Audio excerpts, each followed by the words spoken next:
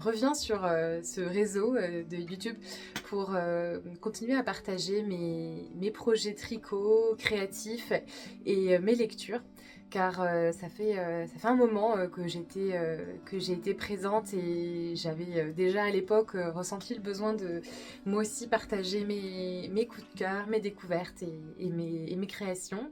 Je trouve que dans la sphère YouTube, je suis extrêmement consommatrice de tout type de contenu et il me manquait ce retour pour que ce soit un vrai échange. J'avais aussi moi aussi envie de partager tout ça.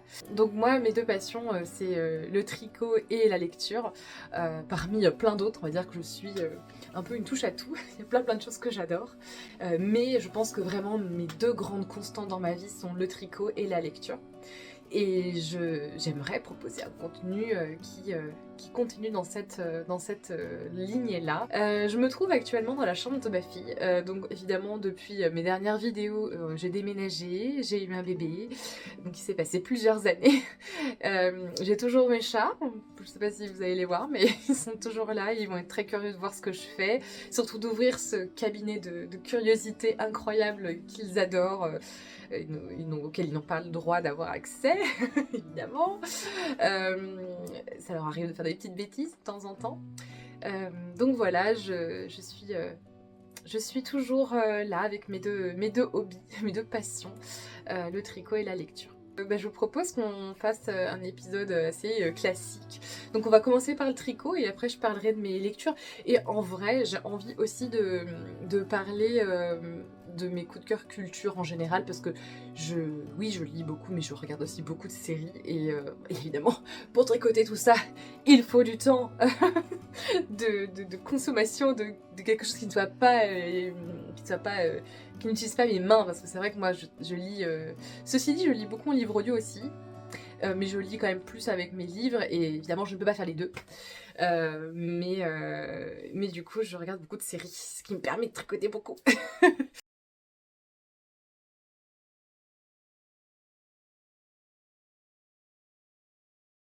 Donc on va commencer par vraiment classique, je vais rien réinventer, voilà, on va commencer par vous présenter ce que je porte. Alors en fait je me suis changée, j'ai mis quand même un pull que j'ai fait. J'en ai pas énormément, je tricote pas non plus, je suis pas voilà enfin certains diront que je tricote beaucoup, mais en vrai beaucoup moins que certaines personnes que je suis et que j'admire énormément sur les réseaux. Donc j'ai pas non plus un stock de projets énorme, donc peut-être que vous reverrez les mêmes projets revenir, mais c'est pas grave. C'est très chouette. Alors on va commencer déjà par ce petit châle, enfin ce petit, il est quand même pas petit non plus, qui est vraiment trop chouette, ça fait partie de mes châles préférés. Alors j'en ai pas beaucoup, mais j'en ai trois quand même, c'est déjà pas mal. Enfin après non, j'en ai peut-être plus parce qu'il y en a que j'utilise comme écharpe. En fait tout est appelé à peu près châle dans la sphère du tricot, je sais pas trop pourquoi, parce qu'il y en a plein, en fait c'est des écharpes. En tout cas on les utilise comme tel. Là c'est vraiment le châle que je porte comme un châle, vraiment qui couvre les épaules.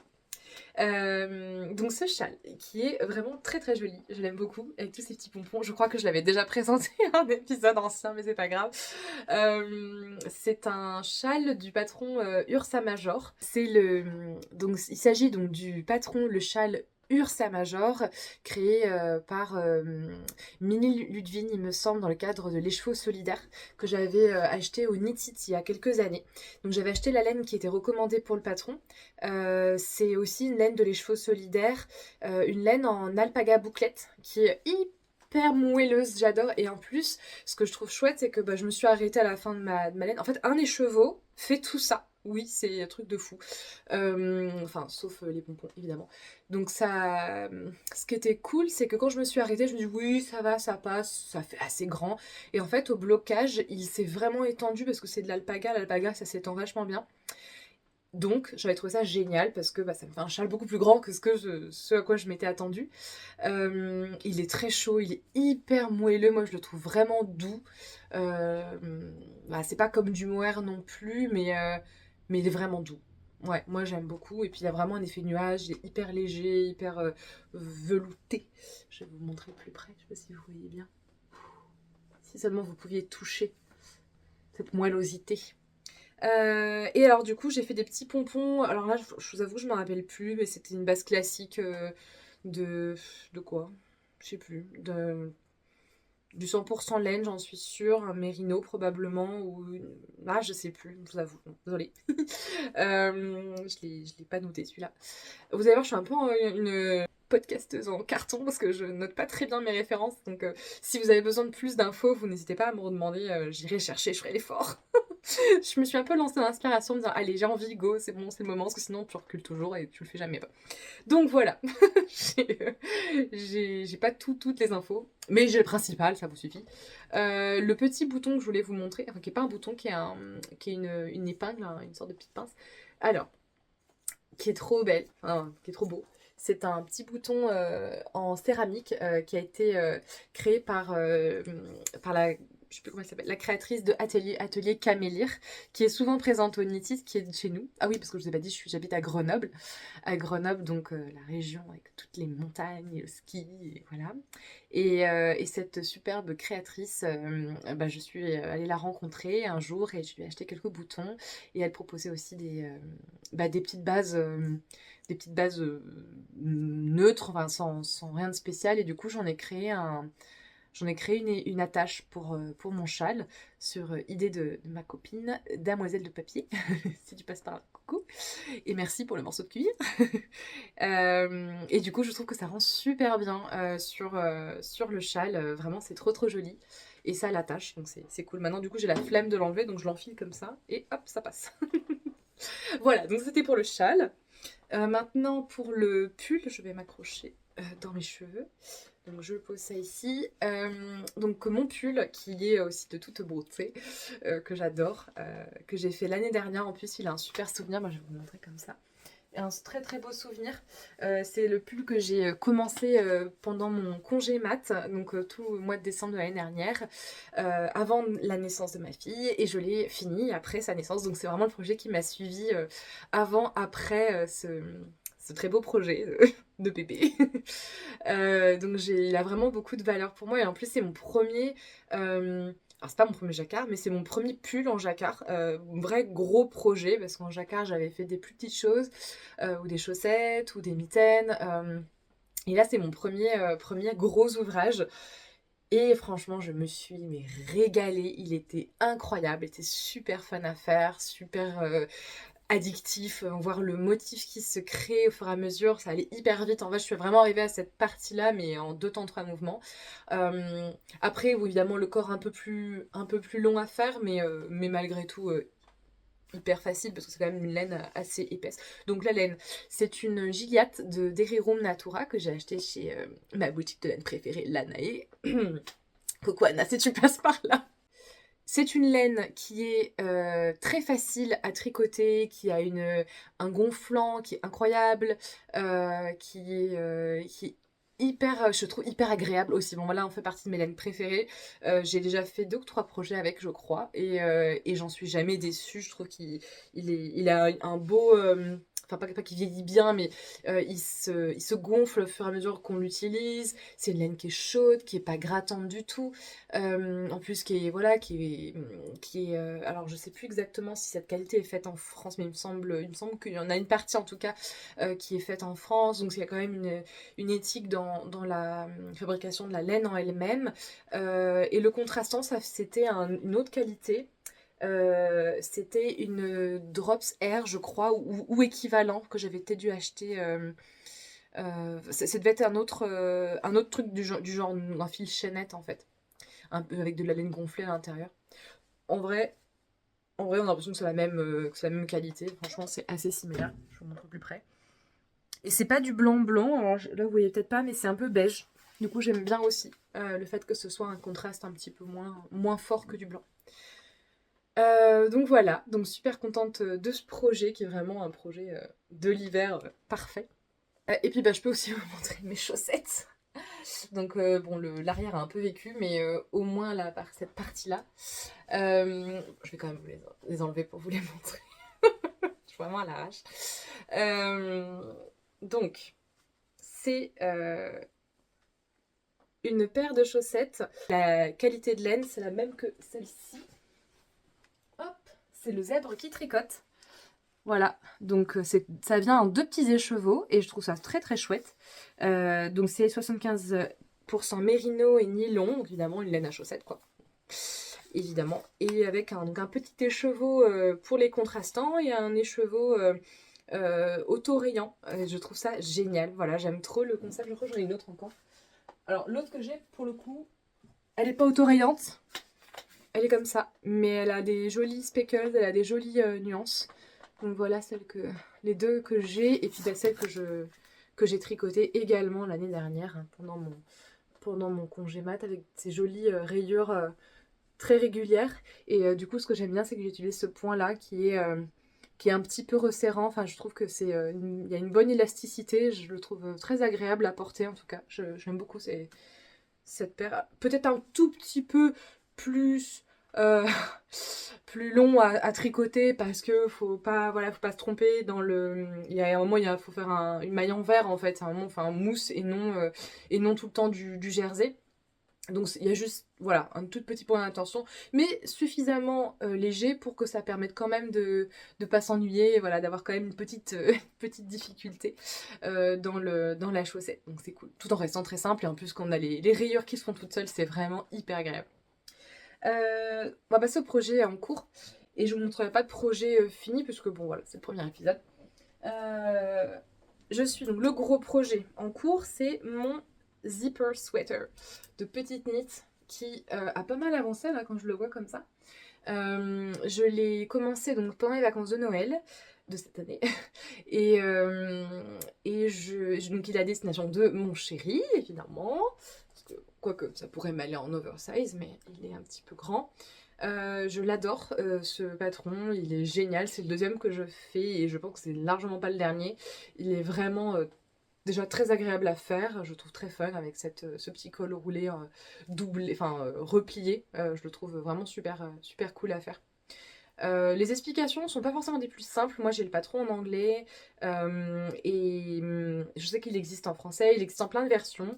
Le mien il est en anglais et heureusement qu'il y a les vidéos parce que je trouve qu'il y a voilà, il y a le montage et il y a quelques subtilités dans cette partie haute, là, la partie du col qui mérite voilà, une vidéo pour être sûr de pas faire n'importe quoi. Mais une fois qu'on a compris, on dit, ah, mais c'est que ça, en fait, ça va. C'est pas si dur. Voilà, et donc on fait en aller-retour pour permettre le zip, donc zipper sweater. Donc c'est un pull en fait qui a un zip qui se monte et qui se descend. Bah j'aurais peut-être dû le mettre pour vous montrer, mais pour le prochain épisode. Donc c'est un pull en construction raglan, donc hyper simple. Donc un raglan, voilà, en aller-retour. Et après on rejoint en rond à un certain endroit, ici. Voilà, ici. Et puis voilà. Rapidement pour la laine, c'est la Népal de Drops. Donc je me suis fait quelque chose d'assez simple. Et j'ai pris aussi un mohair de langue. Donc les deux mis ensemble, c'est pas mal. Franchement, la qualité, elle est cool. Je trouve qu'elle ressemble un peu à celle-ci, en termes de grosseur et de toucher, de rendu. Ça, voilà, c'est des types de laine qui marchent bien, je pense, pour ce genre de pull. Ensuite, j'ai un autre projet. Qui est aussi dans le même ton, le même thème de couleur, j'en suis navrée. Ce projet-là, ça fait hyper longtemps que je l'ai commencé, mais ça fait des années. C'est pas qu'il est horriblement long à faire, mais c'est que je sais pas pourquoi j'ai mis un temps fou à l'avancer. Mais là, j'en suis quand même pas mal lancée, donc celui-ci est pour moi. C'est un pull en mohair, un peu freestyle, c'est-à-dire que me suis pas basée sur un patron, je l'ai fait de tête. C'est pour ça que l'encolure est un peu bizarre. Mais je pense qu'elle sera moins bizarre quand j'aurai fait un I-cord, donc une finition d'encolure. Je vais vous montrer. Voilà, j'ai vraiment fait au pif, je m'étais dit bon ça va foirer et puis tant pis, puis en fait ça va, ça a pas trop foiré, enfin en l'essayant je trouve que ça va, c'est plutôt joli. Le mohair est très agréable, c'est un mohair et soie des mohairs de France il me semble. Et donc là je fais un appel à l'aide, où est-ce qu'on en trouve? Parce qu'en fait il me manque juste pour faire mes côtes de cette manche là. Là, j'ai fini de tout ce côté-là. Vous voyez, j'ai bien avancé. Enfin, j'ai presque fini. En fait, il me manque juste ça. Et l'icord. Quelle tristesse. C'est fou. Pourquoi j'ai mal calculé mon coût comme ça? Je ne sais pas. Il me reste vraiment, mais pas grand-chose. Donc, ça me saoule un peu. Et je n'arrive pas à en retrouver. Donc, il faudrait que j'aille voir même sur Internet, éventuellement commander. Mais ça me saoule de prendre une pelote entière. Sachant qu'elles sont assez grosse, hein, il y a quand même une quantité importante, dont voilà, je saurais pas trop quoi faire du reste, mais voilà, si jamais quelqu'un a une demi-pelote, qu'il me fasse un signe, on peut se faire un swap. Voilà. Du coup, ce projet, je l'adore et j'ai hâte de le mettre, mais bah, c'est pas demain la veille, parce qu'il me reste que ça. Pas demain la veille que je vais le finir, mais un jour peut-être, ce sera un bel accomplissement. Deux autres projets en cours. Je voudrais refaire un Ursa Major, donc le même châle que je vous ai présenté au début, avec une laine que j'ai achetée au marché. Donc c'est une laine de mohair de la région. Je sais plus exactement comment s'appelle la productrice, mais je vous le dirai aussi. Et je suis super contente parce que la laine, elle est vraiment super chouette, elle est hyper agréable. Donc la couleur est trop belle, j'aime beaucoup. J'ai pris deux teintes, j'ai pris blanc et une espèce de caramel un peu rosé. Enfin, je trouve que vraiment très joli. Un beige, voilà. Très beau, très duveteux, très poilu. Donc on verra comment je vais faire, je sais pas trop, je me suis lancée en freestyle. Donc en fait la construction de ce châle, on commence par le bas, on commence par la pointe arrondie avec des rangs raccourcis pour faire l'arrondi, puis après on continue en aller-retour. C'est un projet interminable qui est un peu long, mais qui vaut le coup, parce que vraiment à la fin c'est vraiment un des châles que je porte le plus. Je le porte tous les jours de l'automne au printemps. Voilà. Donc je me dis ça peut être chouette, et normalement c'est censé être un projet cadeau pour ma maman. Donc je sais pas si elle sera là aussi par ici à me regarder, mais voilà, ne te spoil pas maman. Et enfin, j'ai un dernier projet qui est une paire de chaussettes de transport. Car, bon bah vous voyez, mon zipper sweater, la taille qu'il prend. Celui-là encore est petit, mais il va vite devenir encombrant. Et j'aime beaucoup avoir toujours un projet à emmener bah, dans le bus ou n'importe quel endroit où je pourrais me poser et me dire tiens, et si je tricotais. Donc voilà, j'ai toujours ce petit projet de chaussettes de transport, comme j'aime bien l'appeler, ou chaussettes de voyage. Je vais vous la montrer, faut que j'aille la chercher. Voilà, donc j'en suis qu'au tout début, hein, j'ai juste monté les côtes. Donc généralement les chaussettes, moi j'aime bien les commencer en top down, donc je commence par la cheville et puis je finis par la pointe. J'ai jamais fait autrement, mais je suis jamais contre d'apprendre une nouvelle technique. Mais après voilà, c'est comme ça que j'aime bien commencer. Donc j'ai commencé avec un bleu qui est... bah, j'ai plus l'étiquette, mais c'est ça, c'est une genre de Jawol ou Arweta, qui est vraiment une laine à chaussettes très, très cool, moi je les aime beaucoup. Et celle-ci, donc, qui est une laine qui m'a été ramenée de Suède par mon frère, qui est trop belle. J'aime beaucoup ces teintes. Enfin, c'est pas trop mes teintes, ceux qui me connaissent savent que mes teintes, c'est surtout ça là, c'est surtout ces teintes un peu naturelles, automnales. Et, mais je trouve qu'elle est très vibrante, ce mélange de couleurs assez pétant et très joli. Voilà, ça permet de changer un peu. Donc ces chaussettes ne seront pas pour moi. Je compte les offrir. Voilà, donc c'est un petit projet de transport qui permet de s'avancer très progressivement. Je trouve que c'est chouette. Ça permet de rentabiliser son temps et de tricoter. Maintenant parlons lecture, et avec cette nouvelle partie, je voudrais vous présenter mon premier coup de cœur de lecture, qui n'est nul autre que Le bord du monde est vertical de Simon Parco. Une lecture que j'ai adorée, que j'ai trouvée d'une beauté, d'une sensibilité, d'une poésie vraiment immense. J'ai trouvé que c'était écrit avec une telle virtuosité, avec beaucoup de sensibilité. Les mots sont taillés dans le brut, les mots sont choisis avec précision. C'est vraiment ça a été un moment de lecture auquel je m'attendais pas, d'une grande intensité. Au début, j'étais pas forcément très très convaincue parce que mon amie Noémie, qui m'en avait parlé, me vendait l'affaire comme quelque chose de très métaphysique et philosophique, ce qui est complètement le cas. Mais j'avais peur de son aspect un peu complexe à lire, pas très fluide et peut-être un peu, voilà, qui demande un peu de réflexion.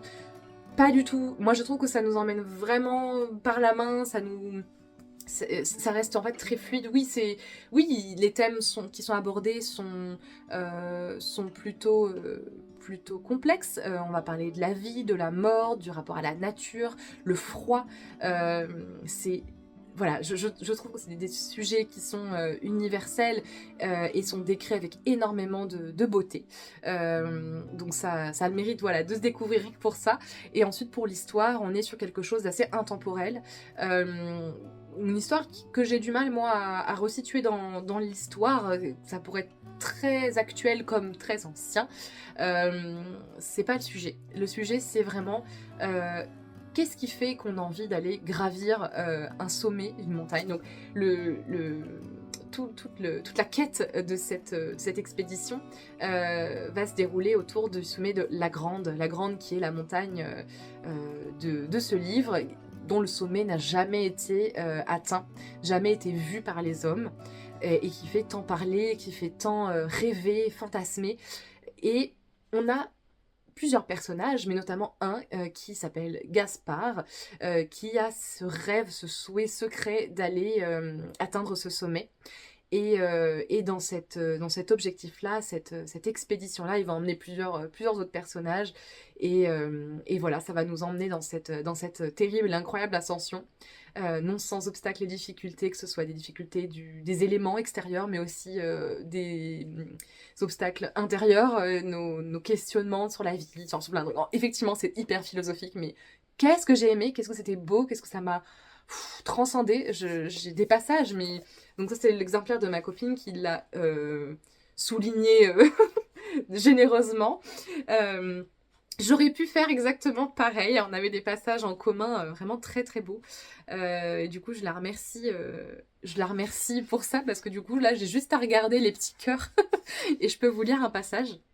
Alors, j'ai vraiment pris au hasard parce que j'aurais pu prendre autre chose, mais celui-là me plaît beaucoup.